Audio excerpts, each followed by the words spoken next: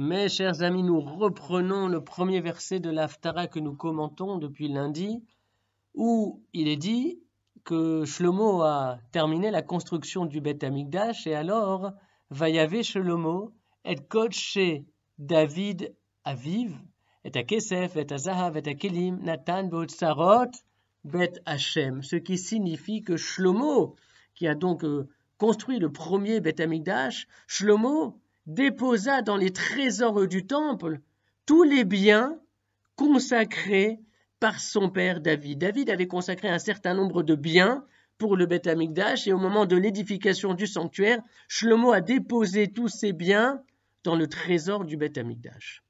La vie spirituelle d'une génération ne peut faire l'économie du patrimoine spirituel de la génération précédente.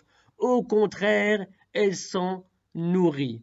D'ailleurs, plus tard dans la Haftara, le roi Shlomo rappelle bien que c'est son père, le roi David, qui avait pris l'initiative de la construction du temple et que c'est Hachem qui lui avait annoncé que ce n'est pas lui qui pourrait l'amener à son terme, mais que c'est son fils Shlomo qui accomplirait le dessein de son père.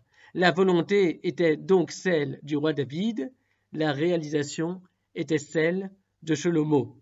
L'aspiration était celle du père, la concrétisation celle du fils, et c'est ainsi que les générations se complètent, elles accomplissent les rêves des précédentes.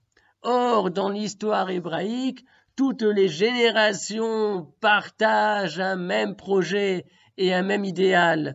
Il s'appelle le messianisme, et chacune de ces générations qui composent l'histoire essaye de mettre sa pierre à cet édifice.